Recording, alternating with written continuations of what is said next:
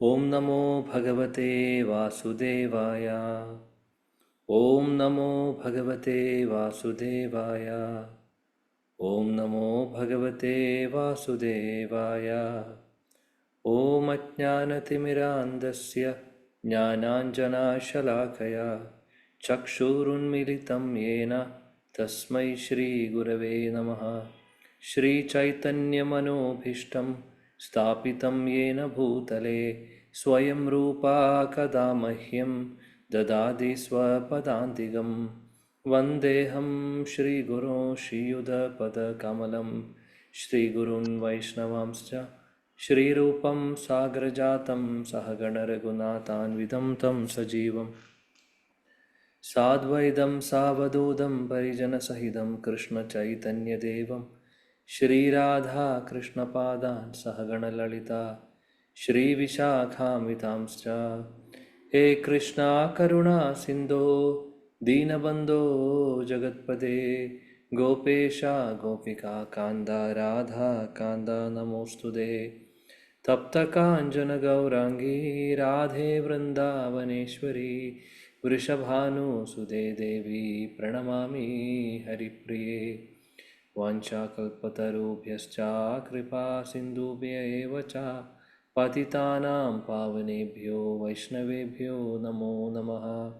नमो विष्णुपादाय कृष्णपृष्ठाय भूतले श्रीमते भक्तिवेदान्तस्वामिनिति नामिने।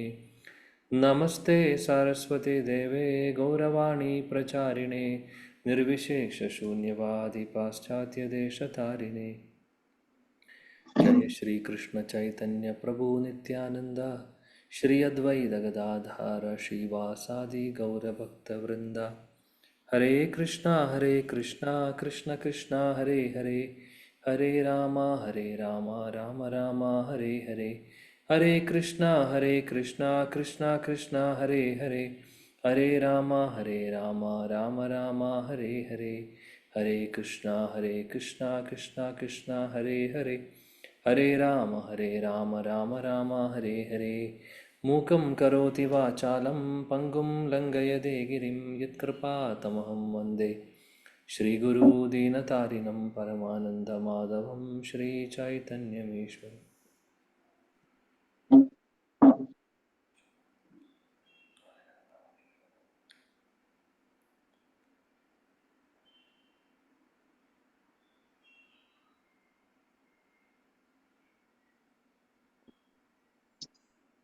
ഹരേ കൃഷ്ണ. ഭഗവാന്റെ മഹാകാരുണ്യം കൊണ്ട് നമ്മൾ ശ്രീമദ് ഭാഗവതം പഠിക്കുന്നു. ശ്രീമദ് ഭാഗവതം പ്രഥമസ്കന്ധം അധ്യായം 8 കുന്തി സ്തുതി എന്ന് പറയുന്ന അധ്യായമാണ് നമ്മൾ ചർച്ച ചെയ്യുന്നത്. ശ്ലോകം 23 വരെ കഴിഞ്ഞ ക്ലാസ്സിൽ നോക്കി. 24-ാമത്തെ ശ്ലോകം നോക്കാം. അപ്പോൾ 23-ാമത്തെ ശ്ലോകത്തിൽ എന്ത് പറയുന്നു നോക്കട്ടെ. ഹരേ കൃഷ്ണ കൃഷ്ണ കൃഷ്ണ ഹരേ ഹരേ, ഹരേ രാമ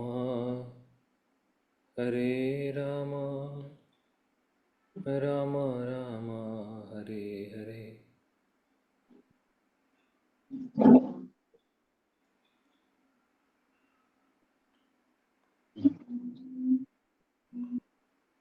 ഇരുപത്തിനാല് മുതലാണല്ലേ?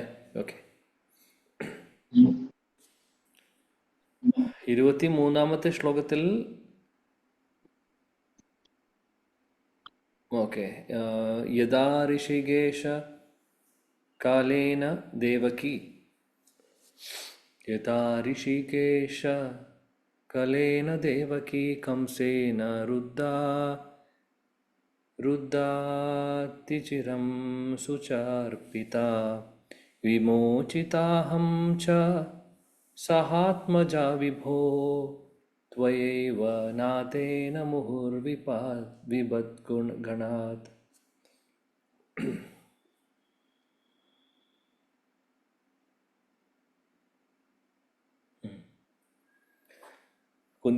കുന്തി മഹാറാണി പറയുന്നു ഭഗവാനോട്, ഓ ഋഷികേശ.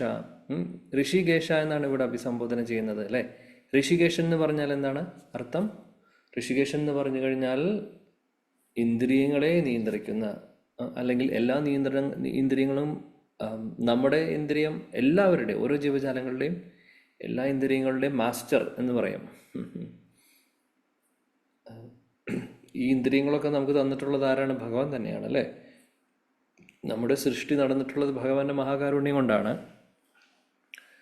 അപ്പോൾ ഈ കാണുന്ന ഈ ഭൗതിക ശരീരത്തിൽ ഒരുപാട് ഇന്ദ്രിയങ്ങളുണ്ട്. ആ ഇന്ദ്രിയങ്ങൾ ഭഗവാൻ തന്നിരിക്കുന്നത് ഇന്ദ്രിയ സുഖഭോഗങ്ങൾക്ക് വേണ്ടിയിട്ടല്ല, ഭഗവാനെ സേവിക്കുവാൻ വേണ്ടിയിട്ടാണ്. ഋഷികേശൻ എന്ന് പറഞ്ഞു കഴിഞ്ഞാൽ മാസ്റ്റർ ഓഫ് സെൻസസ് എന്നാണ് അർത്ഥം വരുന്നത്. അപ്പോൾ ഋഷികേന ഋഷികേശ സേവനം ഭക്തിർ ഉച്യതേ. അപ്പോൾ ഉത്തമ ഭക്തിയുടെ വേറൊരു ഡെഫിനേഷനാണ് ഋഷികേന ഋഷികേശ എന്ന് പറഞ്ഞു കഴിഞ്ഞാൽ, ഋഷികേശനായിട്ടുള്ള ഭഗവാനെ ഋഷികേന നമ്മുടെ ഇന്ദ്രിയങ്ങൾ ഉപയോഗിച്ച് അനുകൂലമായിട്ട് അദ്ദേഹത്തെ സേവനം ചെയ്യുന്ന, ഭക്തിയുത സേവനങ്ങൾ ചെയ്യുന്നതിനെ, അല്ലെങ്കിൽ സേവനങ്ങൾ ചെയ്യുമ്പോൾ അതിനെ ഭക്തി എന്ന് വിളിക്കുന്നു. അപ്പോൾ അതാണ് നമ്മുടെ എല്ലാ ഇന്ദ്രിയങ്ങളും ഭഗവാന്റെ സേവനങ്ങൾക്ക് വേണ്ടിയിട്ടാണ്. ഇവിടെ ഋഷികേശ എന്ന് പറയുന്നു. എന്നിട്ട് ഋഷികേശൻ എന്ന് അഭിസംബോധന ചെയ്തുകൊണ്ട് കുന്തി മഹാറാണി പറയുന്നു, അങ്ങയുടെ അമ്മയായിട്ടുള്ള ദേവകി റാണിയെ ജയിലിൽ നിന്ന്, അങ്ങ് കാരാഗ്രഹത്തിൽ നിന്ന് നിങ്ങൾ അങ്ങ് പുറത്തു കൊണ്ടുവന്നു. അതേപോലെ തന്നെ കംസന്റെ കാര്യം ഭഗവാൻ നോക്കി അല്ലേ? കംസനെ വധിക്കുന്നു. അതേപോലെ തന്നെ കുന്തി മഹാറാണി പറയാണ്, എന്നെയും എൻ്റെ മക്കളെയും ഒരുപാട് അപകടങ്ങളിൽ നിന്ന് അങ്ങ് രക്ഷിച്ചു. അങ്ങനെ പറഞ്ഞുകൊണ്ട് ഭഗവാനെ സ്തുതിക്കുകയാണ് 23-ാമത്തെ ശ്ലോകത്തിൽ. നമുക്കറിയാലേ, പാണ്ഡവരെ ഒരുപാട് ഘട്ടങ്ങളിൽ, അല്ലെങ്കിൽ അപകടങ്ങൾ ഒരുപാടുണ്ടായി അവർക്ക്. ഒന്ന് ആലോചിച്ച് നോക്കൂ, ഭഗവാന്റെ വളരെ പ്രിയപ്പെട്ട ഭക്തരാണ് പാണ്ഡവരെല്ലാവരും അല്ലേ? 5 ബ്രദേഴ്സ് ആണെങ്കിലും കുന്തി മഹാറാണി ആണെങ്കിലും എല്ലാവരും. എന്നാൽ അവർക്ക് ഒന്ന് നോക്കിക്കഴിഞ്ഞാൽ അവരുടെ ആ ഒരു നമ്മുടെ ജീവിതം, അല്ലെങ്കിൽ ആ ഒരു ജീവചരിത്രം നമ്മൾ നോക്കുവാണെങ്കിൽ മഹാഭാരതത്തിൽ അവർ സന്തോഷമായിട്ടിരിക്കുന്ന കാലത്തേക്കാൾ കൂടുതൽ അവർക്ക് ഒരുപാട് ദുഃഖങ്ങൾ ഉണ്ടായിട്ടുണ്ട് അല്ലേ? പക്ഷേ അതിൻ്റെ അർത്ഥം, പക്ഷേ ഈ ദുഃഖങ്ങൾ ഉണ്ടായപ്പോഴും അവർ ഭഗവാനെ മറന്നു ഇല്ല. കൂടുതൽ ഭഗവാനെ സേവിക്കുകയാണ് ചെയ്തത്, കൂടുതൽ ഭക്തിയുത സേവനങ്ങൾ ചെയ്യുകയാണ് ചെയ്തത്. നമ്മളെ പോലെയല്ല, നമുക്ക് ചെറിയൊരു പ്രശ്നം വരുമ്പോഴേ നമ്മൾ ഭഗവാനെ മറക്കുന്നു. നമ്മുടെ കാര്യങ്ങളിൽ എന്തെങ്കിലും പ്രശ്നങ്ങൾ അല്ലെങ്കിൽ എന്തെങ്കിലും മുടക്കുകളും തടസ്സങ്ങളും വരുമ്പോൾ നമ്മൾ ഭഗവാനെ പഴി പറയുന്നു, കംപ്ലൈൻറ്റ് പറയുന്നു. ഭഗവാനെ നമ്മൾ ഒരു പക്ഷേ കുറ്റപ്പെടുത്തുന്നു. ഓ ഭഗവാനെ, ഇത്രയൊക്കെ ഞാൻ ചെയ്തിട്ട് എനിക്ക് ഇത്രയും ദുഃഖങ്ങളൊക്കെ എന്തിനാണ് തരുന്നത്? എന്നും ഞാൻ കാലത്ത് വിളക്ക് കത്തിക്കുന്നുണ്ട്, പൂജ ചെയ്യുന്നുണ്ട്, നാമം ജപിക്കുന്നുണ്ട്, ഇടയ്ക്ക് ഞാൻ ഡൊണേഷൻ തരുന്നുണ്ട് അമ്പലത്തിലേക്ക്. ഇതെല്ലാം ചെയ്തിട്ടും എന്തിനാ എനിക്ക് പ്രശ്നങ്ങൾ തരുന്നു എന്ന് പലപ്പോഴും ചോദിക്കും. പാണ്ഡവർ ഒരു പ്രാവശ്യം പോലും അവരിൽ ആരെങ്കിലും ഒരാൾ അങ്ങനെ ചോദിച്ചതായിട്ട് കേട്ടിട്ടുണ്ടോ നമ്മൾ? ഇല്ല. എല്ലാം ഭഗവാന്റെ മഹാകാരുണ്യമായിട്ട് അവർ സ്വീകരിച്ചു. എത്രയോ പ്രശ്നങ്ങൾ അവർക്കുണ്ടായി. വീട്ടിൽ നിന്ന് പുറത്താക്കി കാട്ടിലേക്ക് പറഞ്ഞു വിട്ടു. അർജുനൻ നപുംസകമായിട്ട് കുറച്ചു കാലം ഇരിക്കേണ്ടി വന്നു. ഭീമസേനൻ വിഷം കൊടുത്ത് വെള്ളത്തിലേക്ക് ഭീമസേനനെ അവർ എറിയുന്നു, ദുര്യോധനാദികൾ. അതേപോലെ അവർ താമസിക്കുന്ന വീട് കത്തിക്കുന്നു. എന്തൊക്കെ കാര്യങ്ങളാണ് അവർ ചെയ്തത്? അവരവർ ഒരുപാട് ബുദ്ധിമുട്ടിച്ചു. പ്രശ്നങ്ങൾ മാത്രമേ അവർക്കുണ്ടായിട്ടുള്ളൂ. ഇനി അതിനൊക്കെ പുറമെ ഏറ്റവും വലിയ പ്രോബ്ലം സംഭവിച്ചത് എങ്ങനെയാണ്?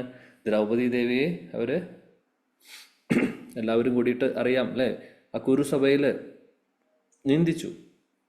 ഇങ്ങനെ ഒരുപാട് കാര്യങ്ങൾ. പക്ഷേ എല്ലാ സാഹചര്യത്തിലും അവർ സഹിഷ്ണുതയോട് കൂടിയിട്ട് ഇതെല്ലാം നേരിട്ടു. ഇതാണ് ഭക്തരുടെ ഒരു ഭക്തരുടെ ക്വാളിറ്റിയാണിത്.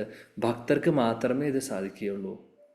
അപ്പം നമ്മൾ ഭക്തിയിൽ മുന്നോട്ട് പോകുന്നുണ്ട് അല്ലെങ്കിൽ പോകുന്നുണ്ടോ എന്ന് നമുക്ക് അറിയണമെങ്കിൽ ഇങ്ങനെയുള്ള സാഹചര്യങ്ങളിൽ പ്രശ്നങ്ങൾ വരുമ്പോൾ നമ്മൾ അതിനെ എങ്ങനെ നേരിടുന്നു എന്നുള്ളത് അത് നമ്മൾ അനലൈസ് ചെയ്യുകയാണെങ്കിൽ മനസ്സിലാവും നമ്മൾ എത്രമാത്രം മുന്നോട്ട് വന്നിട്ടുണ്ട് എന്ന്. പലപ്പോഴും നമ്മൾ വിചാരിക്കും എന്നും നല്ല രീതിയിൽ 16 മാല ബ്രഹ്മമുഹൂർത്തത്തിൽ ജപിക്കുന്നുണ്ട്, അതേപോലെ നമ്മൾ എല്ലാ ദിവസവും അഷ്ടകങ്ങൾ ചൊല്ലുന്നുണ്ട്, ഭഗവത്ഗീത വായിക്കുന്നുണ്ട്, ഒരുപാട് ക്ലാസ്സുകൾ കേൾക്കുന്നുണ്ട്, ഇതൊക്കെ ചെയ്യുന്നുണ്ടാവും. പക്ഷേ ഇങ്ങനെയുള്ള പ്രതികൂലമായിട്ടുള്ള സാഹചര്യങ്ങൾ വരുമ്പോൾ നമ്മൾ എങ്ങനെ റിയാക്ട് ചെയ്യുന്നു, ഇതിലാണ് നമ്മുടെ പ്രോഗ്രസ് മനസ്സിലാവുന്നത്. എത്രമാത്രം നമ്മൾ ഭക്തിയിൽ മുന്നോട്ട് വന്നിട്ടുണ്ട് എന്ന് മനസ്സിലാക്കുവാൻ നമുക്ക് അങ്ങനെയുള്ള സാഹചര്യങ്ങളിൽ നമ്മൾ പ്രതികരിക്കുന്നതിനനുസരിച്ചിട്ടാണ്. എങ്ങനെ പ്രതികരിക്കുന്നു, ആ സാഹചര്യത്തെ എങ്ങനെ നോക്കിക്കാണുന്നു, അല്ലെങ്കിൽ എങ്ങനെ പെരുമാറുന്നു, അല്ലെങ്കിൽ ആ സാഹചര്യത്തെ നമ്മൾ എങ്ങനെ ഉൾക്കൊള്ളുന്നു, ഇതാണ്. പാണ്ഡവരെ നോക്കിക്കഴിഞ്ഞാൽ നമുക്ക് കാണാം, ഒരു പ്രാവശ്യം പോലും അവർ പറഞ്ഞിട്ടില്ല, ഒരു കംപ്ലൈൻറ്റും പറഞ്ഞിട്ടില്ല. മറ്റുള്ളവരെ കുറ്റപ്പെടുത്തി പറഞ്ഞിട്ടുമില്ല. അതാണ് വേറെ കാര്യം. ദുര്യോധനൻ അങ്ങനെയാണ്, കൗരവർ അങ്ങനെയാണ്, ദുശാസനൻ അങ്ങനെയാണ്, ധൃതരാഷ്ട്രർ അങ്ങനെയാണ് എന്നൊക്കെ പറയുന്നത് ഇതുവരെ കേട്ടിട്ടുണ്ടോ? യുധിഷ്ഠിര മഹാരാജാവിൻ്റെയും അദ്ദേഹത്തിൻ്റെ സഹോദരന്മാരുടെയും കുന്തി മഹാറാണിയുടെ വായിൽ നിന്ന് എപ്പോഴെങ്കിലും ഒരു പ്രാവശ്യമെങ്കിലും കേട്ടിട്ടുണ്ടോ? ചിന്തിക്കേണ്ട കാര്യങ്ങളാണ് ഇതെല്ലാം.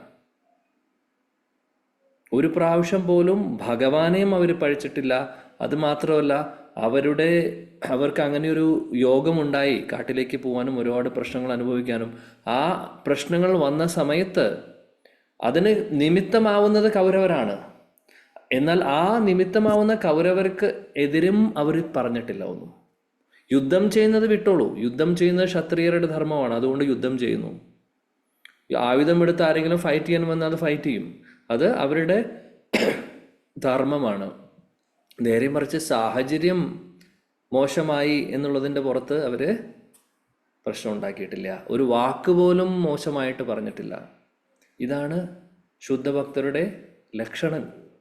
എന്തിനാണ് നമ്മൾ ഭാഗവതം മഹാഭാരതമൊക്കെ കേൾക്കുന്നതും പഠിക്കുന്നതും വായിക്കുന്നതും? ഇതൊക്കെ മനസ്സിലാക്കുവാനാണ്. എന്താണ് ക്വാളിറ്റീസ്, ഒരു ഭക്തൻ എന്ന് പറഞ്ഞാൽ എന്താണ്, ഏതാണ് ലെവൽ?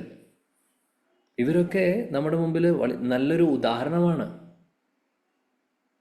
ഇങ്ങനെയുള്ള സ്റ്റോറികളും നമ്മുടെ ശാസ്ത്രങ്ങളിൽ പറയുന്നത് ഇതെല്ലാം നമുക്ക് പഠിക്കാൻ വേണ്ടിയിട്ടാണ്. നമുക്ക് സ്വന്തമായിട്ട് നമ്മളെ തന്നെ വിലയിരുത്തിയിട്ട് നമ്മൾ അതിന് വേണ്ട, അതായത് അവർ ഉയർന്ന തലത്തിലാണ്, അവരുടെ ചിന്താഗതി, അവരുടെ ബോധം, അതിലേക്ക് ആ ഒരു തലത്തിലേക്ക് നമ്മളെയും കൂടെ ഉയർത്താൻ വേണ്ടിയിട്ട്, നമുക്കൊരു പ്രോത്സാഹനമാവാൻ വേണ്ടിയിട്ട്, നമുക്കൊരു വഴികാട്ടിയാവാൻ വേണ്ടിയിട്ടാണ് ഇങ്ങനെയുള്ള ഉദാഹരണങ്ങളും ഇങ്ങനെയുള്ള ക്യാരക്ടേഴ്സും ഭഗവാൻ ലീലകളിൽ കൊണ്ടുവരുന്നത്. അല്ലാതെ വേറെ ഒന്നുമില്ല. ഇതേപോലെ പ്രഹ്ലാദ മഹാരാജിൻ്റെ കാര്യം നോക്കിക്കഴിഞ്ഞാലും എത്രയൊക്കെയോ ബുദ്ധിമുട്ടുകൾ അദ്ദേഹം അനുഭവിച്ചു. കുട്ടിക്കാലത്ത് 5 വയസ്സായിരിക്കുന്ന സമയത്ത് മുതൽ ഒരു പ്രാവശ്യമെങ്കിലും അച്ഛനെക്കുറിച്ച് മോശമായിട്ട് പറഞ്ഞിട്ടുണ്ടോ? ഇല്ല. എത്രയൊക്കെ ദുഷ്ടനായിട്ടുള്ള, അതായത് ലോകം കണ്ട ഏറ്റവും വലിയ ദുഷ്ടനായ ഹിരണ്യകശിപുവിൻ്റെ മുമ്പിൽ അദ്ദേഹം നിൽക്കുമ്പോൾ 2 കൈയും കൂപ്പിയിട്ടാണ് എപ്പോഴും നിൽക്കുന്നത്, വളരെ ബഹുമാനത്തോട് കൂടിയിട്ട്. ഒരു പ്രാവശ്യം പോലും ഭഗവാനോടും ചോദിച്ചിട്ടില്ല എന്തുകൊണ്ട് ഈ പ്രശ്നങ്ങൾ നടക്കുന്നു, ഹിരണ്യകശിപുവിനോടും ചോദിച്ചിട്ടില്ല അച്ഛൻ എന്തിനാ എന്നെ ഇത്ര ബുദ്ധിമുട്ടിക്കുന്നേ, ചോദിച്ചിട്ടില്ല. നമുക്ക് ചെറിയൊരു കാര്യം മതി ലൈഫിൽ, ചെറുതായിട്ട് നമ്മൾ ഉദ്ദേശിക്കുന്നതിൻ്റെ അപ്പുറത്ത് എന്തെങ്കിലും ആരെങ്കിലും ചെയ്യുക ചെയ്തു കഴിഞ്ഞാൽ ഓൺ ദ സ്പോട്ടിൽ നമ്മുടെ സ്വഭാവം മാറും. സത്യമാണോ എന്ന് ചോദിക്കുകയാണെങ്കിൽ ഓരോരുത്തരും അറിയണം, ചിന്തിക്കേണ്ട കാര്യമാണ്. ഞാൻ അങ്ങനെയാണ് എന്ന് എനിക്കറിയാം. അപ്പോഴാണ് പറയുന്നത്, കാളിയൻ്റെ പത്തികൾ പുറത്തു വരുന്നത് പോലെ ദേഷ്യം വരുമ്പോൾ, സാഹചര്യം മോശമാവുമ്പോൾ നമ്മളെല്ലാവരും അതേപോലെ കുറേ പത്തികൾ, കാളിയന് ഒരുപാട് പത്തികളുണ്ടായിരുന്നു അല്ലേ, അതേപോലെ നമ്മുടെ പത്തിയുമായി വിഷപ്പല്ലുമായിട്ട് നമ്മളും നിൽക്കും. ആരെങ്കിലും വാക്കുകൊണ്ടാണ് നമ്മളെ എതിർക്കുന്നതെങ്കിൽ വാക്കുകൊണ്ട് കൊടുക്കും, പ്രവൃത്തി കൊണ്ടാണെങ്കിൽ പ്രവൃത്തി കൊണ്ട്. ഇതൊന്നും സാധിച്ചില്ലെങ്കിൽ എന്ത് ചെയ്യും? മനസ്സിലെങ്കിലും അവരെ വെറുക്കും, മനസ്സിലെങ്കിലും അവരെ പ്രാകും. എത്രയോ മോശക്കാരാണ് നമ്മൾ. പക്ഷേ അതിൻ്റെ അർത്ഥം നമുക്കും ഇവരെ പോലെ ശുദ്ധഭക്തരായി മാറാൻ സാധിക്കില്ല എന്നല്ല. നമുക്ക് ഒരുപാട് ജന്മജന്മാന്തരങ്ങളിലെ വിഷങ്ങളുണ്ട് നമ്മുടെ ഉള്ളിൽ, വിഷം. ഇതെല്ലാം മാറ്റിക്കളയണം. അതിനുള്ള മാർഗമാണ് നമ്മളിപ്പോൾ ചെയ്തുകൊണ്ടിരിക്കുന്നത്. അതിലേക്കുള്ള മാർഗമാണ് ഭക്തിയുത സേവനങ്ങൾ. ചെയ്ത മാർഗം കറക്റ്റാണ്.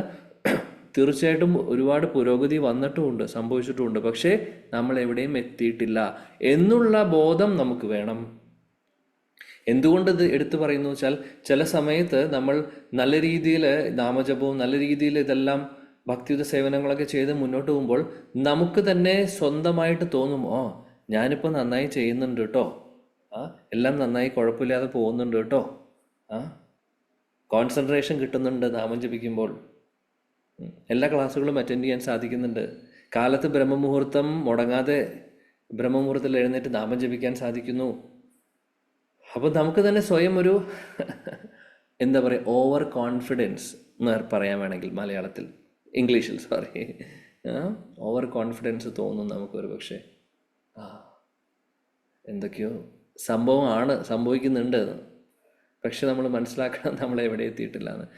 ഈ കോൺഫിഡൻസ് പോകാൻ നേരത്തെ പറഞ്ഞ പോലെ പ്രതികൂലമായിട്ടുള്ളൊരു സാഹചര്യം വരേണ്ട ആവശ്യമില്ല. പ്രതികൂലമായിട്ടുള്ള സാഹചര്യത്തിൻ്റെ ഒരു കാറ്റടിച്ചാൽ മതി, നമ്മൾ വീഴും. അപ്പോൾ കാളിയരാവും നമ്മളെല്ലാവരും.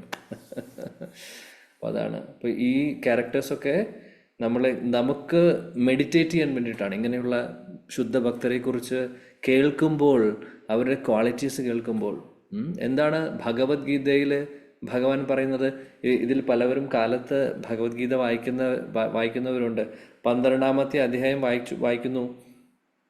12-ാമത്തെ അധ്യായത്തിൽ മനോഹരമായിട്ടുള്ള 8 ശ്ലോകങ്ങൾ പറയുന്നുണ്ട് ഒരു ഭക്തൻ്റെ ക്വാളിറ്റീസ്, അല്ലേ? ഭക്തരെങ്ങനെയായിരിക്കണം, അല്ലെങ്കിൽ ഭക്തൻ്റെ ക്വാളിറ്റീസ് എന്താണ് ഭഗവാൻ തന്നെ പറയുന്നു. അദ്വേഷ്ട സർവഭൂതാനാം മൈത്ര കരുണ ഏവച നിർമ്മമോ നിരഹങ്കാര സമദുഃഖ സുഖാക്ഷമി സന്തുഷ്ട സതതം യോഗി യയാത്മാ ദൃഢനിശ്ചയ മൈ അർപ്പിത മനോബുദ്ധിർ യോ മാ ഭക്തസമേ പ്രിയ. ശ്ലോക നമ്പർ 12, 13, 14 ഓർമ്മ വരുന്നില്ല. ഓക്കെ, അധ്യായം 12 ഭഗവത്ഗീത. അതിൽ പറയുന്നു അദ്വേഷ്ട, ദ്വേഷം എന്ന് പറഞ്ഞു കഴിഞ്ഞാൽ അസൂയ ഇല്ലാത്ത, ആരോടും, സർവഭൂതാനാം മൈത്ര, ആരോടും അസൂയയില്ല, എല്ലാ ജീവജാലങ്ങളോടും, മനുഷ്യരോട് മാത്രമല്ല എല്ലാ ജീവജാലങ്ങളോടും മിത്രത, സൗഹൃദം, അതായത് ശത്രുക്കളില്ല എന്നുള്ളത്. ഒന്ന് ആലോചിച്ച് നോക്കൂ, ഈ ക്യാരക്ടേഴ്സൊക്കെ പാണ്ഡവർക്ക് ഉണ്ടായിരുന്നു എന്ന് നോക്കിയാൽ മതി. പാണ്ഡവർക്ക് ആരോടെങ്കിലും അസൂയ ഉണ്ടായിരുന്നോ? ഇല്ല. അദ്വേഷ്ട ഭൂതാനാം മൈത്ര, എല്ലാവരോടും സൗഹൃദമായിരുന്നു അവർക്ക്. ശരിയല്ലേ?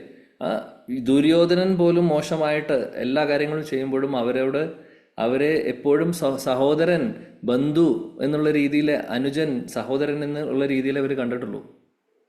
അല്ലാതെ അദ്ദേഹത്തെ മോശമായിട്ട് ചിത്രീകരിച്ച് പറയലോ ഒന്നും ചെയ്തിട്ടില്ല അവര്. കരുണ, മൈത്ര കരുണ, കാരുണ്യമായിരുന്നു അവർക്ക് എല്ലാവരോടും. അവരും ചിന്തിക്കാറുണ്ട്, ധൃതരാഷ്ട്രരെയും ദുര്യോധനാദികൾ അവരെ എങ്ങനെയെങ്കിലും പറഞ്ഞ് മനസ്സിലാക്കിപ്പിക്കാൻ വേണ്ടി, എങ്ങനെയെങ്കിലും അവർക്ക് ഒരു മാറ്റങ്ങൾ കൊണ്ടുവരാൻ ആഗ്രഹിച്ചിരുന്നു? പാണ്ഡവർ ഒരുപാട് ആഗ്രഹിച്ചിരുന്നു. കാരുണ്യം തോന്നുമായിരുന്നു, അവരും ഒരു നല്ലൊരു പാതയിൽ വരുവാണെങ്കിൽ. അവരുടെ വിതുരനുണ്ടായിരുന്നു, വിതുരൻ ഒരുപാട് ട്രൈ ചെയ്തു, അദ്ദേഹവും ട്രൈ ചെയ്തു, നടന്നില്ല, അല്ലേ? അദ്വേഷ സർവഭൂതാനാം മൈത്ര കരുണ ഏവച്ച നിർമ്മമോ എന്ന് പറഞ്ഞു കഴിഞ്ഞാൽ എൻ്റേതാണ് എന്നുള്ള ഒരു വിചാരം ഉണ്ടല്ലോ നമുക്കെല്ലാവർക്കും. ഇതെല്ലാം എൻ്റേതാണ്, എനിക്ക് എൻജോയ് ചെയ്യാനുള്ളതാണ്. അതിന് ഇംഗ്ലീഷിൽ പറയും പ്രൊപ്രേറ്റർഷിപ്പ്. എൻ്റെ വീട്, എൻ്റെ എൻ്റെ അച്ഛൻ, എൻ്റെ അമ്മ, എൻ്റെ മക്കൾ, എൻ്റെ ഭാര്യ, എൻ്റെ ഭർത്താവ്, എൻ്റെ ജോലി, എൻ്റെ കാറ്, എൻ്റെ ബാങ്ക് അക്കൗണ്ട്, എല്ലാം എൻ്റെ. ആ, അതാണ് നിർമ്മമോ. നിർമ്മമോ എന്ന് പറഞ്ഞാൽ ആം, അങ്ങനെ ചിന്തിക്കാത്ത വ്യക്തി, എല്ലാം ഭഗവാന്റേതാണ് എന്ന് വിചാരിക്കുന്നത്. ഉം. ഒരു തരത്തിലും ഒന്നിലും ഒരു പ്രൊപ്പറേറ്റർഷിപ്പ് എടുക്കാത്തവർ, നിരഹങ്കാര, അഹങ്കാരമില്ലാത്തവർ, സമ ദുഃഖ സുഖ ക്ഷമി. സമ ദുഃഖ, അതായത് ദുഃഖമാണെങ്കിലും സന്തോഷമാണെങ്കിലും സമമാണ് അവർക്ക്. ദ്വന്ദ്ങ്ങളിൽ അവർ പെടുന്നേയില്ല. ഏതൊരവസ്ഥയിലും അവർ സന്തോഷമാണ്. അവർക്ക് ഒരു സമചിത്തരാണ്. കൂടുതൽ സന്തോഷം വരുമ്പോൾ കൂടുതൽ ആനന്ദിക്കുന്നില്ല, ദുഃഖം വരുമ്പോൾ അവർ വിഷമിക്കുന്നുമില്ല. എല്ലാം ഭഗവാന്റെ കാരുണ്യമാണ് എന്നുള്ള രീതിയിൽ എടുക്കുന്നു. അപ്പോൾ ഈ പറയുന്ന ഇപ്പം നമ്മൾ ഇത്രയും ചർച്ച ചെയ്ത പിന്നെ എന്താണെന്ന് ക്ഷമാശീലമുള്ളത്. ഈ പറയുന്ന ക്വാളിറ്റികൾ പാണ്ഡവരിൽ ഉണ്ടായിരുന്നോ ഇല്ലേ? ഉണ്ടായിരുന്നു അല്ലേ? ഏതെങ്കിലും ഒന്നില്ലാത്തതുണ്ടോ? ഇല്ല. പ്രഹ്ലാദ് മഹാരാജിൽ ഇല്ലാത്തതുണ്ടോ എന്തെങ്കിലും ഇതിൽ ഈ പറയുന്ന ക്വാളിറ്റികൾ? അദ്ദേഹത്തിന് മഹാകാരുണ്യായിരുന്നു. ഇത്രയും വലിയ ദുഷ്ടനായിട്ടുള്ള ഹിരണ്യകശിപു അദ്ദേഹത്തെ അവസാനം പ്രഹ്ലാദ് നരസിംഹദേവനോട് അഭ്യർത്ഥിക്കുന്നത് അതാണ്. എന്ത് വരം വേണമെന്ന് ചോദിക്കുമ്പോൾ ആദ്യം ഒന്നും വേണ്ടാന്ന് പറയും. എന്നിട്ട് അവസാനം പറയും, എൻ്റെ അച്ഛനെ ഒന്ന് സഹായിക്കണേ, അച്ഛനെ ഒന്ന് ഉദ്ധരിക്കണേ. ദുഷ്ടനായിട്ടുള്ള അച്ഛൻ നരകത്തിലേക്ക് പോകുന്ന ഉറപ്പാണ്, അദ്ദേഹത്തെ ഒന്ന് രക്ഷിക്കണേ എന്ന് പറഞ്ഞു. അപ്പോൾ കാരുണ്യം തോന്നുവാണ് അദ്ദേഹത്തിന്. അച്ഛനായതുകൊണ്ട് മാത്രമല്ല, എല്ലാവരോടും കാരുണ്യമായിരുന്നു. സന്തുഷ്ട സതതം യോഗി യയാത്മാ ദൃഢനിശ്ചയ മൈ അർപ്പിത മനോബുദ്ധിർ. സന്തുഷ്ട, എല്ലാ സാഹചര്യങ്ങളിലും, അല്ലെങ്കിൽ സാറ്റിസ്ഫൈഡ് ആണ്. ഭക്തർ അങ്ങനെയായിരിക്കും. അതായത് എന്ത് സാഹചര്യമാണോ ഭഗവാൻ തരുന്നത്, എന്ത് അവസ്ഥയാണോ ഭഗവാൻ തരുന്നത്, അതിൽ സന്തുഷ്ടരായിരിക്കും. ഇപ്പോൾ ധനത്തിൻ്റെ കാര്യമാണെങ്കിലും എന്ത് സുഖ സൗകര്യങ്ങളാണെങ്കിലും ഭഗവാൻ എന്ത് കൊടുക്കുന്നോ അതിൽ അവർ സംതൃപ്തരാണ്. ഇതിനും കൂടുതൽ വേണമെന്ന് ആഗ്രഹമില്ല. നമ്മളെപ്പോലെയല്ല. നമുക്കെങ്ങനെയാണ്, 100 കിട്ടിയാൽ 1000 വേണം, 1000 കിട്ടിയാൽ 2000 വേണം. എല്ലാവരുടെ അവസ്ഥ അതാണ്. ജോലിക്ക് പോകുന്നവർ 10,000 രൂപയ്ക്ക് ജോലി ചെയ്യുമ്പോൾ 3 കൊല്ലം കഴിഞ്ഞാൽ അല്ലെങ്കിൽ 2 കൊല്ലം കഴിഞ്ഞാൽ തോന്നും 10,000 രൂപ പോരാ, 20,000 വേണം, അടുത്ത ജോലിക്ക് പോയി. അങ്ങനെ മാറിക്കൊണ്ടിരിക്കുന്നു. സംതൃപ്തിയില്ല. പിന്നെ സതതം യോഗി യയാത്മാ ദൃഢനിശ്ചയ, വളരെ ദൃഢനിശ്ചയത്തോടു കൂടിയിട്ട് അവർ മുന്നോട്ട് പോകുന്നവരായിരിക്കും ഭക്തിയിൽ. അവർക്ക് വേറെ ഇങ്ങോട്ടും അങ്ങോട്ടുമില്ല. അവർ ഒരേ ഒരു ലക്ഷ്യം ഭഗവാൻ മാത്രം. മൈ അർപ്പിത മനോബുദ്ധിർ, എന്നിൽ എപ്പോഴും സമർപ്പിക്കുന്നു. ഭഗവാൻ പറയുന്നതാണ്, എൻ്റെ ശുദ്ധ ഭക്തർ, എൻ്റെ ഭക്തർ, അവരുടെ മനസ്സും അവരുടെ ശരീരവും വാക്കുകളും എല്ലാം തന്നെ, മനസ്സും ബുദ്ധിയും എല്ലാം ഭഗവാനിൽ സമർപ്പിച്ചിട്ടുണ്ടാവും. മൈ അർപ്പിത, ഭഗവാനിൽ സമർപ്പിച്ചിട്ടുണ്ടാവും. യോമത് ഭക്തസമയ പ്രിയ, അങ്ങനെയുള്ള ഭക്തരെ എൻ്റെ പ്രിയപ്പെട്ടതാണെന്ന് ഭഗവാൻ പറയുന്നു. അപ്പോൾ അങ്ങനെയുള്ള ഭക്തരായിരുന്നു പാണ്ഡവര്, കുന്തി മഹാറാണി, അവരെല്ലാവരും. അതുകൊണ്ട് എന്താണ്, ഭഗവാന് പ്രിയപ്പെട്ടതാണ്. അതുകൊണ്ട് എന്ത് സംഭവിച്ചു? ഏതു സാഹചര്യത്തിലും ഏത് സിറ്റുവേഷനിലും ഭഗവാൻ അവരുടെ കൂടെ ഉണ്ടായിരുന്നു. കാരണം ഭഗവാന് പ്രിയപ്പെട്ടവരായിരുന്നു അവർ. അതുകൊണ്ട് കുന്തി മഹാറാണി ഇവിടെ സ്തുതിക്കുന്നു. എന്താണ്? എന്നെയും എൻ്റെ മക്കളെയും എല്ലാ സാഹചര്യങ്ങളിലും രക്ഷിച്ചിട്ടുണ്ട്, എല്ലാ അപകടങ്ങളിൽ നിന്ന് രക്ഷിച്ചിട്ടുണ്ട്. എന്തുകൊണ്ട് രക്ഷിച്ചു? ഭഗവാന് പ്രിയപ്പെട്ട ഭക്തരാണ്. പ്രഹ്ലാദനെ ഭഗവാൻ തൂണിൽ നിന്ന് വന്ന് രക്ഷിച്ചു. എന്തുകൊണ്ടാണ്? പ്രഹ്ലാദ് പ്രിയപ്പെട്ടവനാണ്. ഈ യോഗ്യതകളൊക്കെ, ഈ ക്വാളിറ്റീസൊക്കെ ഭക്തരിൽ കാണാൻ സാധിക്കും. ഇതൊക്കെ നമ്മളിത് കേട്ട് നമ്മൾ അനലൈസ് ചെയ്യാനുള്ളതാണ്. നമ്മൾ ഓരോരുത്തരും സ്വന്തമായിട്ട് എത്രയും ഇതിൽ പറയുന്ന ഈ ക്വാളിറ്റികളിൽ ഒന്നെങ്കിലും അല്ലെങ്കിൽ പോട്ടെ ഏതെങ്കിലും ക്വാളിറ്റിയുടെ ഒരു ചെറിയ ശതമാനമെങ്കിലും നമുക്കുണ്ടോ എന്നുള്ളത് നമ്മൾ ഓരോരുത്തരും നമ്മൾ സ്വയം വിലയിരുത്തി മനസ്സിലാക്കിക്കൊണ്ട് പിന്നീട് നമ്മൾ അതിൽ എവിടെയാണോ കുറവ് അവിടെ നമ്മൾ വർക്ക് ചെയ്യണം. ആ കുറവ് നികത്താൻ വേണ്ടിയിട്ട് നമ്മൾ പരിശ്രമിക്കണം. അങ്ങനെയേ നമുക്ക് മുന്നോട്ട് പോകാൻ സാധിക്കുള്ളൂ. അങ്ങനെ ചെയ്തു കഴിഞ്ഞാലേ ഭക്തിയിൽ നമുക്ക് മുന്നോട്ട് പോകാൻ സാധിക്കുകയുള്ളൂ. ഈ അനാലിസിസ് വളരെ അത്യാവശ്യമാണ്. ഒരിക്കലും വിചാരിക്കാതിരിക്കാൻ, അതായത് എന്ത് വിചാരിക്കാതിരിക്കാൻ, ഞാൻ നല്ല രീതിയിൽ മുന്നോട്ട് പോകുന്നുണ്ട്, അങ്ങനെ നമ്മൾ ചിന്തിച്ച് തുടങ്ങിക്കഴിഞ്ഞാൽ മറ്റുള്ളവരെക്കാളും മെച്ചപ്പെട്ടതാണ് ഞാൻ എന്ന് വിചാരിക്കുകയാണെങ്കിൽ നമുക്ക് ബുദ്ധിമുട്ടാവും. നമുക്ക് ബുദ്ധിമുട്ടാവും എന്ന് പറഞ്ഞാൽ ഭക്തിയിൽ നമുക്ക് മുന്നോട്ട് പോകാൻ സാധിക്കില്ല. ഏത് തരത്തിലാണെങ്കിലും, ഭക്തിയുടെ കാര്യത്തിലാണെങ്കിലും, ഇപ്പോൾ നമുക്ക് കാലത്ത് എഴുന്നേറ്റ് നാമം ജപിക്കാൻ സാധിക്കുന്നുണ്ട്, മറ്റുള്ളവർക്ക് സാധിക്കുന്നില്ല, അപ്പോൾ അവരെക്കാൾ നന്നായിട്ട് ഞാൻ ചെയ്യുന്നുണ്ട് എന്നുള്ളൊരു ആത്മവിശ്വാസം നമുക്ക് തോന്നുവാണെങ്കിൽ അത് നല്ലൊരു കാര്യമല്ല. കാര്യം നമുക്കറിയില്ല അവരുടെ സാഹചര്യം എന്താണെന്നുള്ളത്. അതേപോലെ തന്നെ ചെറിയൊരു ഉദാഹരണം പറയുകയാണെങ്കിൽ, ശ്ലോകം സംസ്കൃതം അറിയാത്തവരും സംസ്കൃതം അറിയുന്നവരും ഒക്കെ ഉണ്ടാവും. ചിലവർ സംസ്കൃതം നന്നായി വായിക്കും, ശ്ലോകങ്ങൾ നന്നായി വായിക്കും. ചിലവർക്ക് സംസ്കൃതം അറിയില്ല, വാക്കുകൾ തെറ്റിപ്പോവും. സാധാരണമാണ് ഇതെല്ലാം. പക്ഷേ അറിയുന്നവർ നല്ല രീതിയിൽ വായിക്കുന്നു, കേൾക്കുന്നു. പറഞ്ഞു കൊടുക്കാൻ പറ്റുന്നവർക്ക് പറഞ്ഞു കൊടുക്കാം, തെറ്റല്ല.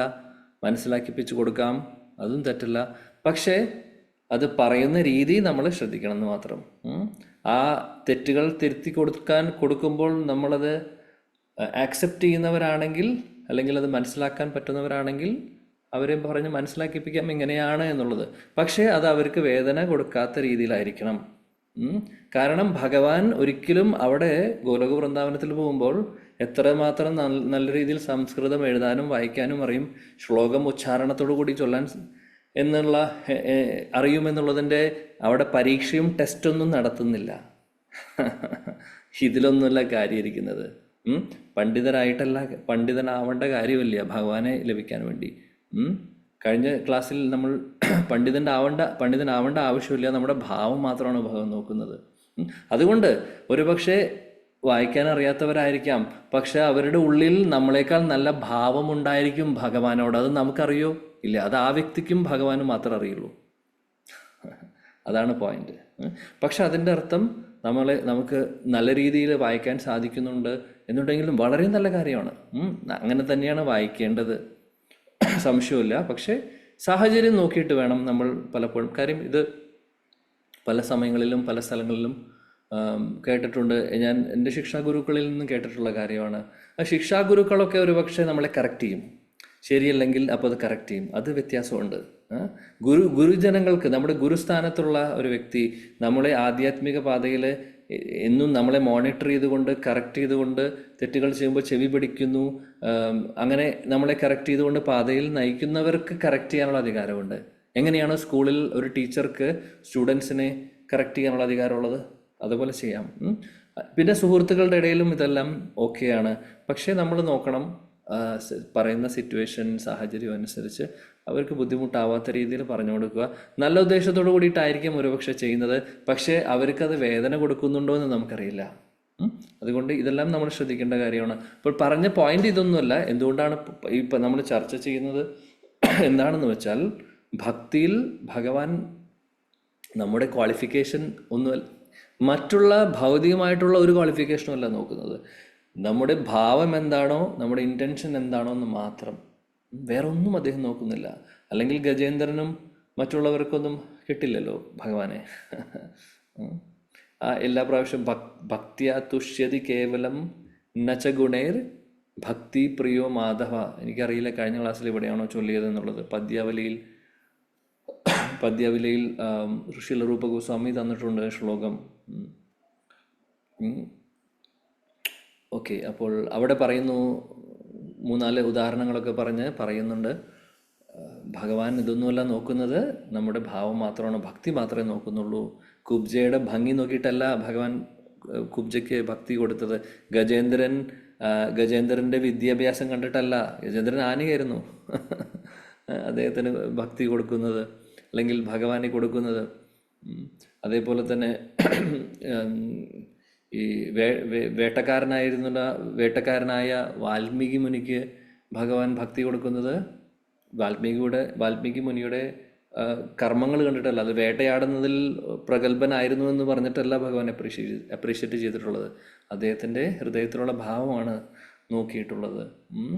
അതേപോലെ തന്നെ സുദാമയ്ക്ക് ഭഗവാൻ ധനം കൊടുക്കുന്നത് സുദാമയുടെ ഭാവം മനസ്സിലാക്കിയിട്ടാണ്, അല്ലാതെ വേറെ ഒന്നുമില്ല. സുദാമയ്ക്ക് ഒന്നും ഉണ്ടായിരുന്നില്ല, ഭഗവാനോട് സ്നേഹം ഉണ്ടായിരുന്നു.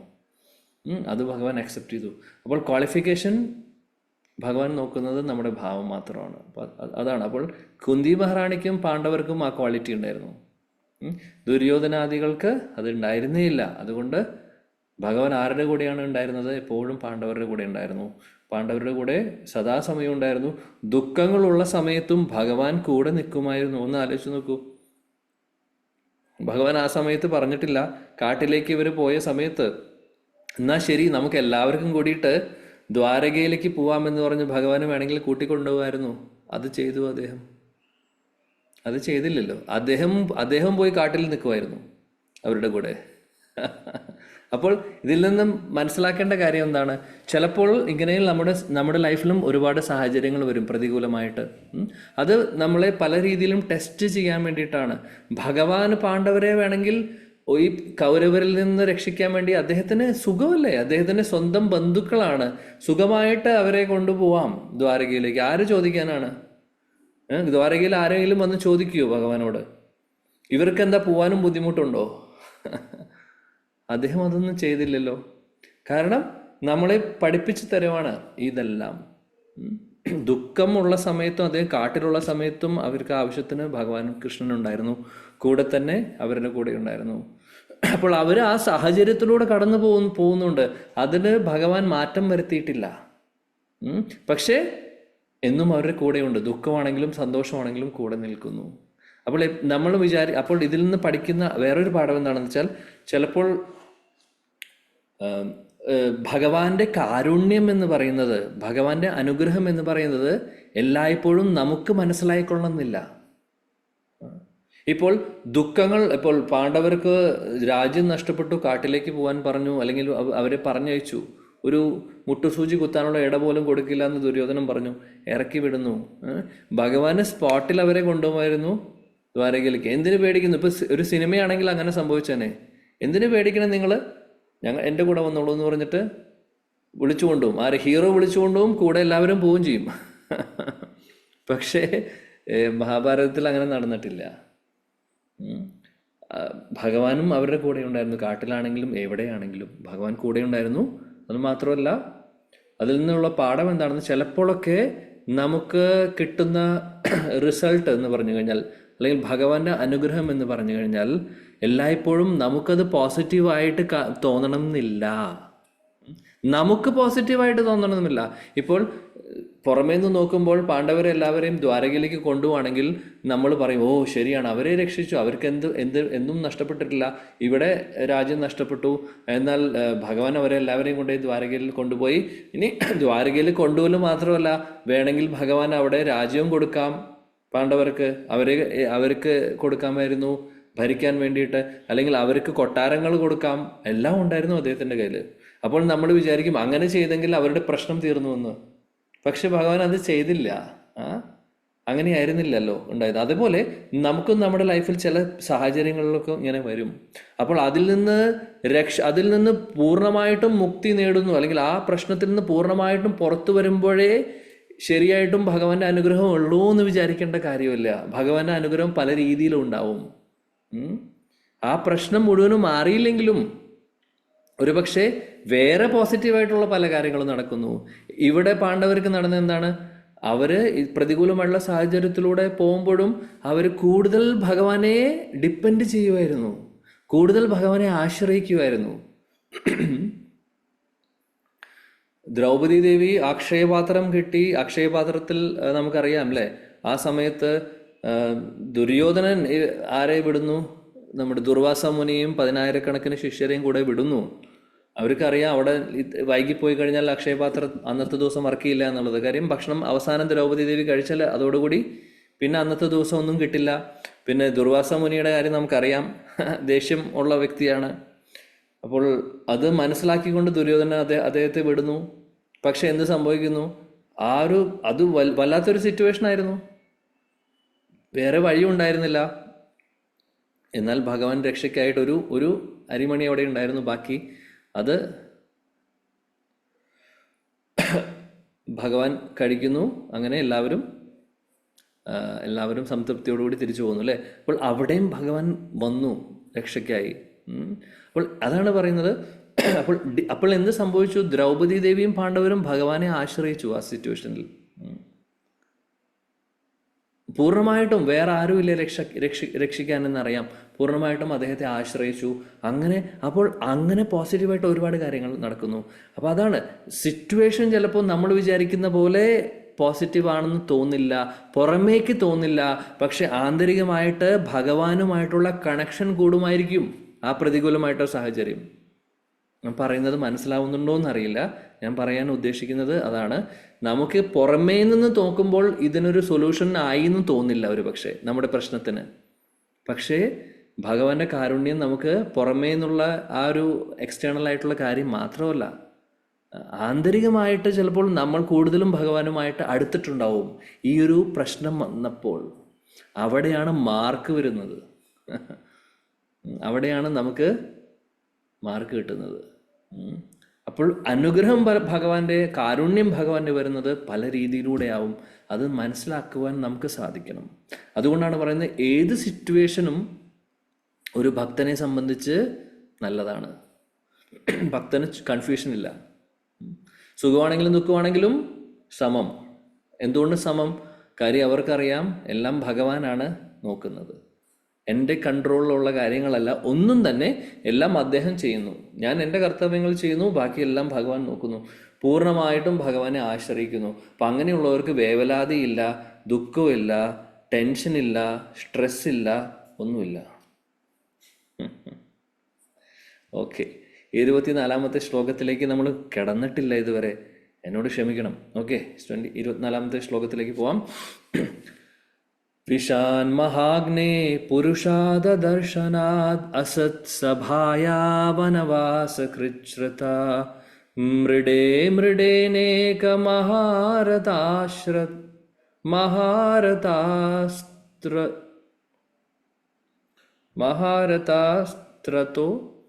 ദ്രൗണീ അസ്ത്രതശ്ചാസ്മഹരേഭിരക്ഷിതഃ വിശാൻ മഹാഗ്നേ പുരുഷാദർശനാത് അസത് സഭായാ വനവാസകൃച്ഛ്രത മൃഡേ മൃഡേനേക മഹാരതാശ്രതോ ദ്രൗണീ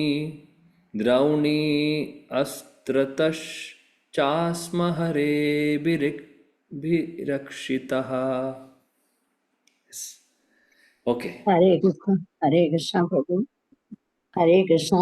വായിക്കൂ. ഹരേ കൃഷ്ണ. വിത്താൻ മഹാഗ്നേ പുരുഷാദർശനാത് അസത് സഭായാ വനവാസകൃച്ഛതഃ മൃദേ മൃദേ അനേക മഹാരഥാസ്ത്രതോ ദ്രൗണ്യസ്ത്രതശ്ചാമ ഹരേഭിരക്ഷിതാഃ. എൻ്റെ അടുത്ത് വിവർത്തനമില്ല. സാരില്ല Mataji, thank you, no problem. Thank you Mataji. വേറെ ആർക്കെങ്കിലും വിവർത്തനം? ഹരേ കൃഷ്ണ. ഹരേ കൃഷ്ണ പ്രഭുജി. ഹരേ കൃഷ്ണ പ്രഭു, ഞാൻ വായിക്കട്ടെ? വായിക്കൂ. വിവർത്തനം. ഭക്തിവേദാന്ത ശ്രീല പ്രഭുപാദ് കി ജയ്.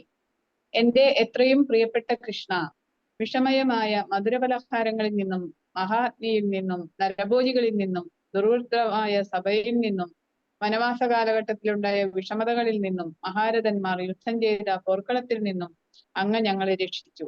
ഇപ്പോൾ അശ്വത്ഥമാവിന്റെ അതിവിനാശകരമായ അസ്ത്രത്തിൽ നിന്നും അങ്ങ് ഞങ്ങളെ രക്ഷിച്ചിരിക്കുന്നു.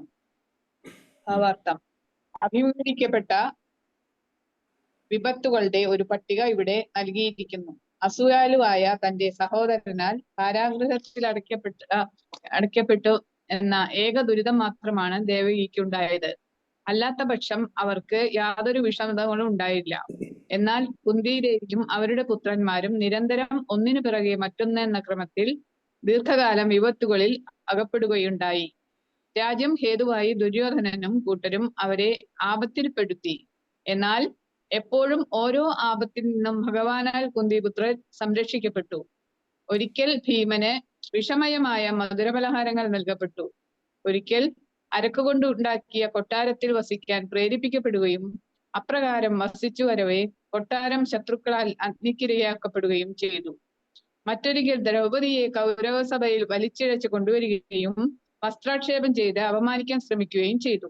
എന്നാൽ ഭഗവാൻ അളവറ്റ വസ്ത്രം പ്രദാനം ചെയ്ത് ദ്രൗപദിയെ സംരക്ഷിച്ചതിനാൽ ദുര്യോധനനും കൂട്ടരും അവളെ വിവസ്ത്രയായി കാണുന്നതിൽ പരാജയപ്പെട്ടു.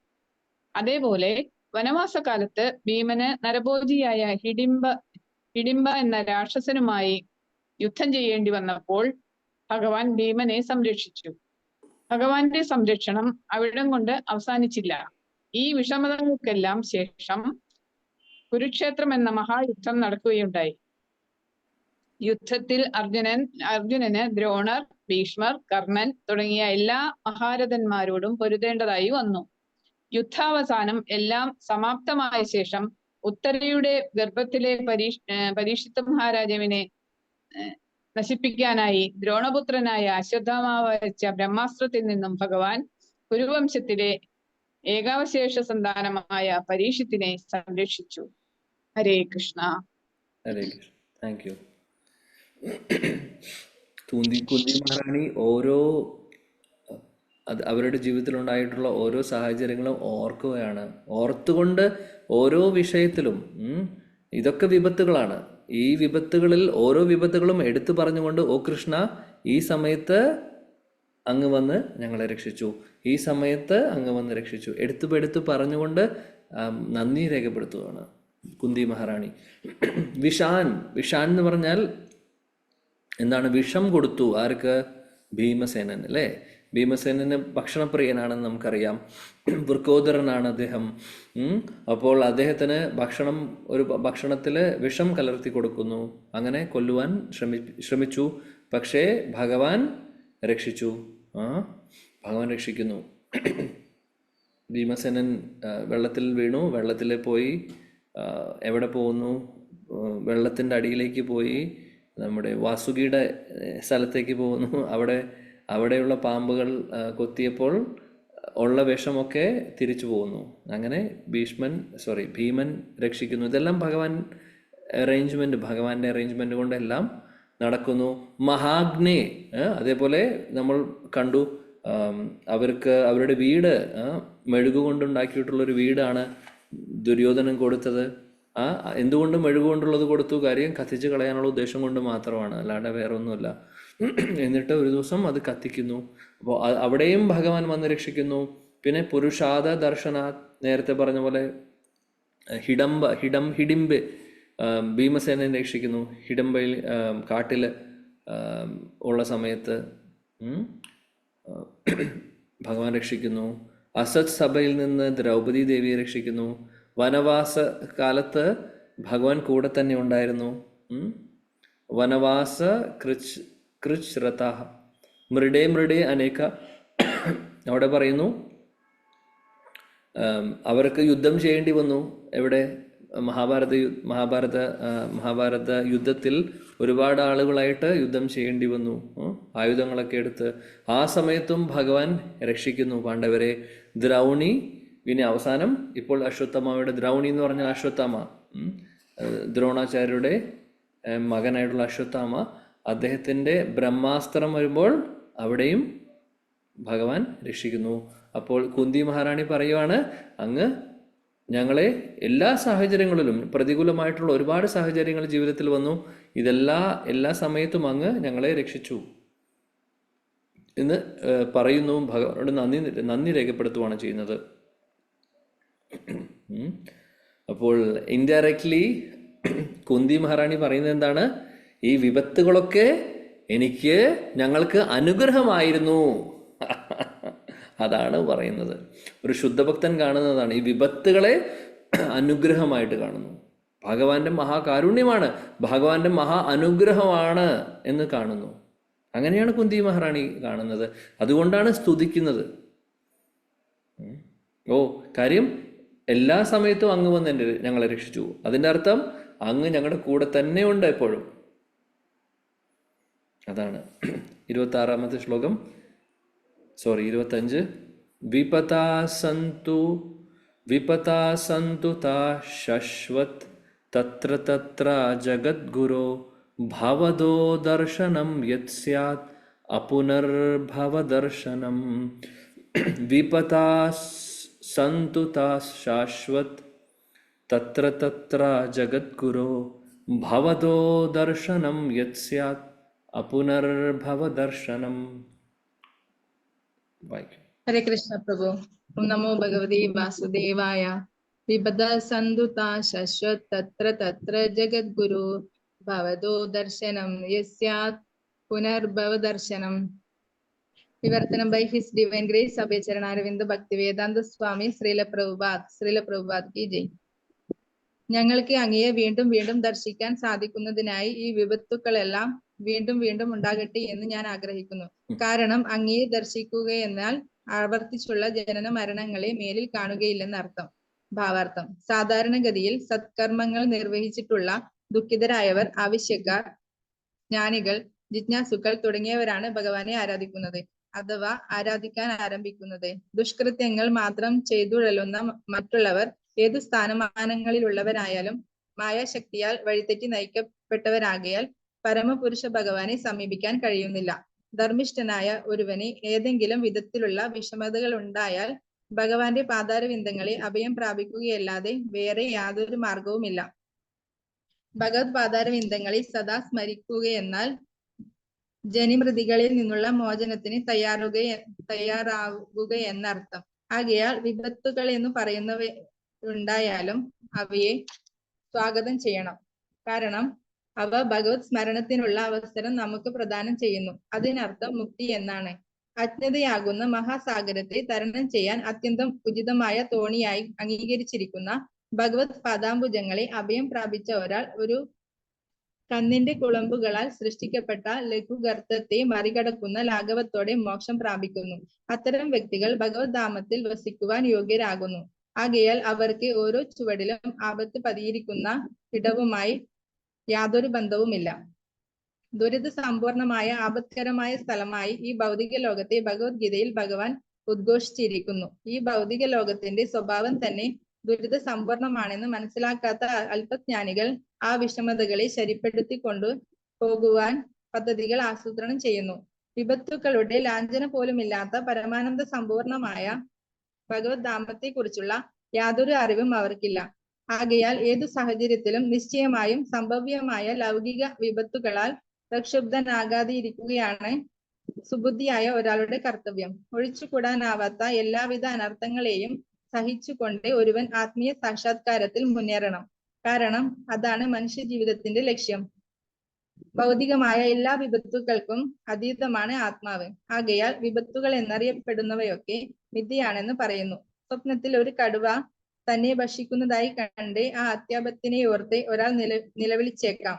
എന്നാൽ യഥാർത്ഥത്തിൽ അവിടെ കടുവയില്ല. ആകയാൽ അവിടെ ക്ലേശവുമില്ല. അത് വെറും സ്വപ്നം മാത്രമാകുന്നു.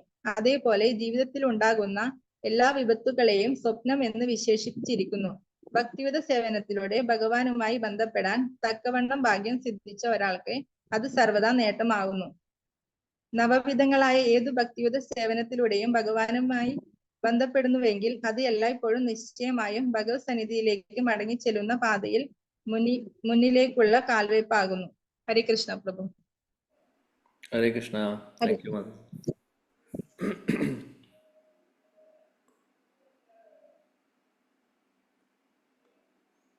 വളരെ മനോഹരമായിട്ടുള്ള ശ്ലോകം. ഈ ശ്ലോകമാണ് കുന്തി സ്തുതിയിലെ ഏറ്റവും എന്താ പറയുക ഏറ്റവും ഫേമസ് ആയിട്ടുള്ള ശ്ലോകം. കുന്തി മഹാറാണി മാത്രമേ ഇങ്ങനെ പ്രാർത്ഥിച്ചിട്ടുണ്ടാവുള്ളൂ. വേറെ ആരും ഇതുവരെ പ്രാർത്ഥിച്ചിട്ടില്ല. വിപതാ സന്തു താ ശാശ്വത്. വിപതാ സന്തു താ ശാശ്വത്. വിപത്തുകൾ ശാശ്വത് വീണ്ടും വീണ്ടും വന്നോട്ടെ. ഞങ്ങൾക്ക് വിപത്തുകൾ വീണ്ടും വീണ്ടും വരട്ടെ, സന്തോഷമേ ഉള്ളൂ എന്നാണ് പറയുന്നത്. ആര്? കുന്തി മഹാറാണി. തത്ര തത്ര ജഗദ്ഗുരു. ഓ ഭഗവാനെ, വീണ്ടും വീണ്ടും വിപത്തുകൾ തന്നാലും. എന്തിനു വേണ്ടിയിട്ടാണ് വിപത്തുകൾ ചോദിക്കുന്നത്? ഭവതോ ദർശനം യത് സ്യാത് അപുനർഭവ ദർശനം. അങ്ങനെ വിപത്തുകൾ വരുമ്പോൾ, എല്ലാ വിപത്തുകൾ വരുമ്പോഴും അങ്ങ് വന്ന് രക്ഷിക്കുന്നുണ്ട്.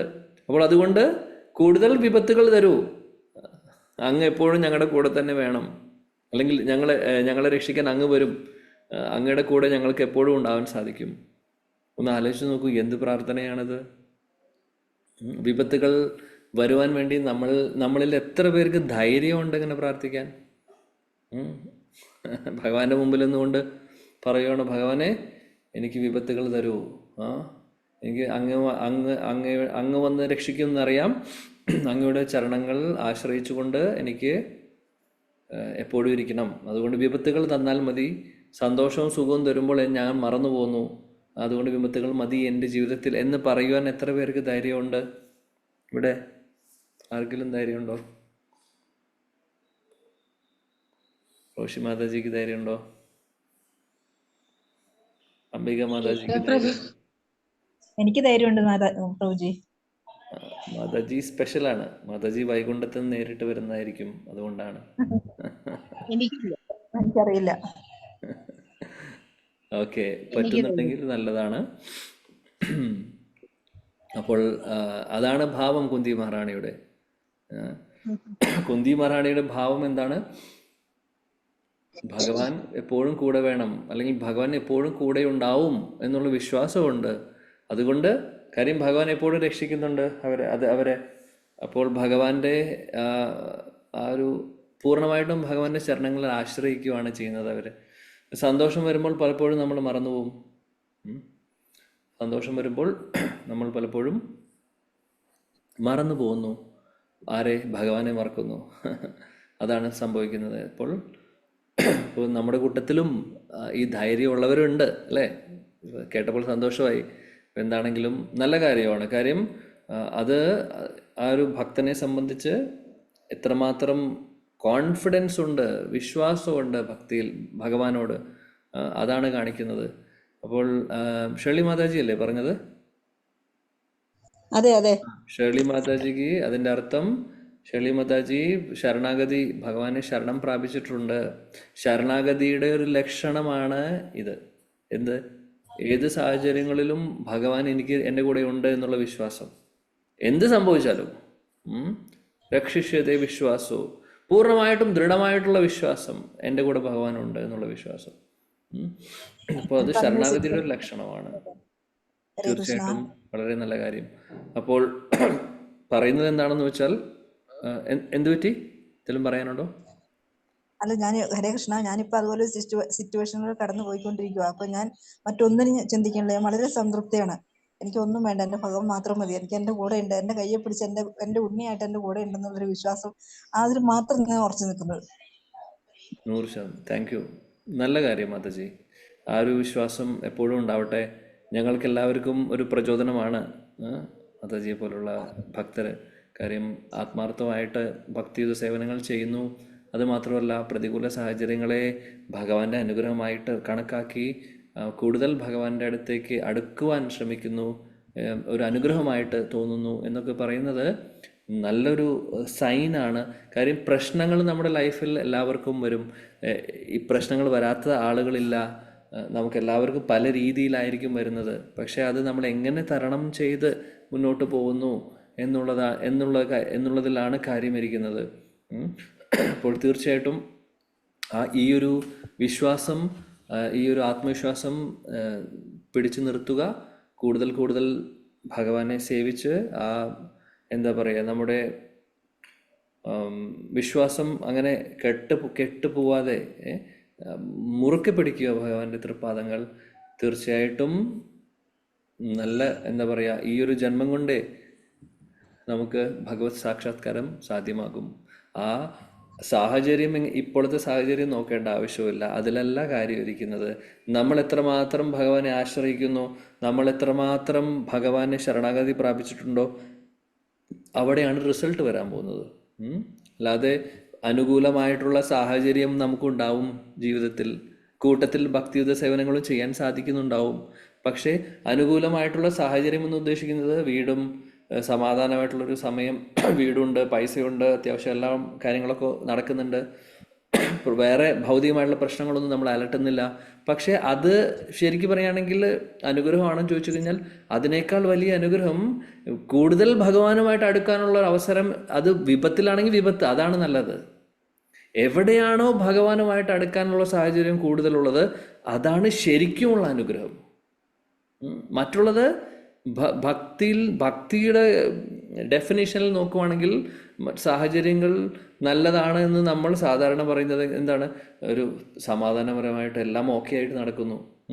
പക്ഷെ അതല്ല അനുഗ്രഹം. ശരിക്കും അനുഗ്രഹം എന്ന് പറയുന്നത് കൂടുതൽ ഭഗവാന്റെ പാദങ്ങൾ നമുക്ക് മുറുക്കെ പിടിക്കാൻ എപ്പോഴാണ് സാധിക്കുന്നത്, അതാണ് അനുഗ്രഹം. അപ്പോൾ തീർച്ചയായിട്ടും നമുക്കെല്ലാവർക്കും ഒരു പ്രചോദനമാണ് ഇതേപോലുള്ള ഭക്തർ. അപ്പോൾ തീർച്ചയായിട്ടും വളരെ സന്തോഷം. അപ്പോൾ ഇങ്ങനെ തന്നെ തുടർന്ന് പോട്ടെ. പ്രശ്നങ്ങളെ ഒരു അനുഗ്രഹമായിട്ട് കണക്കാക്കൂ. നമുക്ക് എല്ലാവർക്കും നമ്മുടെ ലൈഫിൽ ഇത് തോന്നേണ്ടതാണ്, അല്ലെങ്കിൽ കൊണ്ടുവരേണ്ടതാണ്. ഇപ്പോൾ ഒരുപക്ഷെ പ്രശ്നങ്ങൾ അധികം ഉണ്ടാവില്ല, നാളെ ഒരു പ്രശ്നങ്ങൾ വരാം, പലതും സംഭവിക്കാം നമ്മുടെ ലൈഫിൽ. അപ്പോൾ ആ സാഹചര്യങ്ങളിൽ നമ്മൾ പിടിച്ചു നിൽക്കണം. ആ സാഹചര്യങ്ങളിൽ ഭഗവാനെ മുറുക്കെ പിടിക്കണം. കുന്തി മഹാറാണി പറയുന്ന പോലെ വിപത്തുകളെ ക്ഷണിക്കുകയാണ് ചെയ്യുന്നത്. വിപത്തുകൾ വന്നോട്ടെ, കാര്യം അങ്ങേ ഞങ്ങൾക്ക് ശരണം പ്രാപിക്കാനുള്ളൊരു അവസരമാണ് എന്നാണ് പറയുന്നത്. അതാണ്, അതായത് ജന്മജന്മാന്തരങ്ങളായിട്ട് അതായത് ഈ ജന്മത്തിൽ മാത്രമല്ല, ഇനിയും അടുത്ത ജന്മങ്ങളിലും ഞാൻ തയ്യാറാണ്. ഇതെല്ലാം പ്രശ്നങ്ങൾ വരുവാൻ ഞങ്ങൾ പ്രശ്നങ്ങളെ സന്തോഷത്തോടെ സ്വീകരിക്കാൻ തയ്യാറാണെന്നാണ് പറയുന്നത്. അപ്പം എത്രമാത്രം കോൺഫിഡൻസ് ഉണ്ടാവുമെന്ന് നോക്കൂ ഈ ഭക്തർ. സാധാരണ ഒരു കാര്യമേ അല്ല. തീർച്ചയായിട്ടും അതേപോലെ ശരണാഗതി പ്രാപിച്ചിട്ടുള്ളവർക്ക് മാത്രമേ ഇങ്ങനെ പറയാൻ സാധിക്കുകയുള്ളൂ, അല്ലാതെ വേറെ ആർക്കും സാധിക്കില്ല. എന്തായാലും നമുക്ക് നമ്മുടെ ഉള്ളിൽ ഇങ്ങനെ ഉള്ളൊരു ഫീലിങ്സ് ഒക്കെ ഉണ്ടെങ്കിൽ അത് അങ്ങനെ ഇരിക്കട്ടെ, നല്ലതാണ്. അത് കെട്ടുപോവാതെ, അത് നഷ്ടപ്പെടാതെ അതിനെ നിലനിർത്തിക്കൊണ്ട് മുന്നോട്ട് പോകാൻ നോക്കുക. ഇതാണ് നമ്മൾ ചെയ്യേണ്ടത്. ഭാവാർത്ഥത്തിൽ ശീല പ്രഭുപാദി പറയുന്നത് ഇത് തന്നെയാണ്. ഭഗവാനെ ശരണം പ്രാപിച്ചു കഴിഞ്ഞാൽ ഏറ്റവും വലിയ പ്രശ്നങ്ങളും നിസ്സാരമായി മാറുന്നു, അല്ലെങ്കിൽ പ്രശ്നമേ ഇല്ലാതാവുന്നു. ഭാഗവതത്തിൽ വളരെ ഫേമസ് ആയിട്ടുള്ളൊരു ശ്ലോകം വരുന്നുണ്ടല്ലോ, 10ാമത്തെ ദശമസ്കന്ധത്തിൽ. സമാശ്രിതയേ പദപല്ലവപ്ലവം മഹത്പദം പുണ്യ യശോ മുരാരേ ഭവാംബുദിർ വത്സപദം പരം പദം പദം പദം യത് വിപദാം നതേശം. വളരെ ഫേമസ് ആയിട്ടുള്ള ശ്ലോകമാണ്. അതായത് ഭഗവാനെ ആരാണോ ഭഗവാന്റെ തൃപ്പാദങ്ങൾ ശരണം പ്രാപിക്കുന്നത്, അങ്ങനെയുള്ളവർക്ക് ഈ ഭൗതിക മഹാസാഗരം ക്രോസ് ചെയ്യാൻ വേണ്ടി വളരെ എളുപ്പമാണെന്നാണ് പറയുന്നത്. ഒരു വത്സപദത്തിലുള്ള അല്ലെങ്കിൽ ഒരു പശുക്കുട്ടി കാല് വെക്കുമ്പോൾ ഉണ്ടാവുന്ന ആ ഒരു മാർക്കിൽ അവിടെ വെള്ളം കെട്ടിക്കിടക്കുവാണെങ്കിൽ ആ വെള്ളം നമുക്ക് ക്രോസ് ചെയ്യാൻ എത്ര എളുപ്പമാണ്, വളരെ എളുപ്പമാണ്. പശുക്കുട്ടിയുടെ കാലുകൾ കുമ്പിൾ ഇത്രയേ ഉള്ളൂ, ബുദ്ധിമുട്ടേ ഇല്ല. അതേപോലെ എളുപ്പമായി മാറുന്നു എന്ത് ക്രോസ് ചെയ്യാൻ, ഭൗതിക ലോകത്തിൽ ഈ മഹാസാഗരം നമുക്ക് ചിന്തിക്കാൻ പോലും സാധിക്കാത്ത ഈ ഭവസാഗരം നമുക്ക് എളുപ്പത്തിൽ ചാടിക്കടക്കാൻ സാധിക്കും. എങ്ങനെയാണെങ്കിൽ ആ ഭഗവാനെ ശരണം പ്രാപിക്കുകയാണെങ്കിൽ, ഭഗവാൻ ശ്രീകൃഷ്ണനെ പൂർണ്ണമായിട്ട് നമ്മൾ ആശ്രയിച്ച് അദ്ദേഹത്തെ ശരണം പ്രാപിച്ചാൽ അത് സാധിക്കുന്നു. അത് മാത്രമേ ഉള്ളൂ മാർഗം. വേറെ ഒന്നും തന്നെ നമ്മളെ രക്ഷിക്കാൻ പോകുന്നില്ല. വേറെ ഒരു സാഹചര്യവും നമ്മളെ വേറെ ഒരു ആളുകളും നമ്മളെ രക്ഷിക്കാൻ പോകുന്നില്ല. വേറെ ദേവന്മാരും നമ്മുടെ കൂടെ ഉണ്ടാവില്ല. ഭവസാഗരത്തിൽ നിന്ന് രക്ഷപ്പെടണമെങ്കിൽ ഭഗവാന്റെ മഹാകാരുണ്യമാണ് വേണ്ടത്.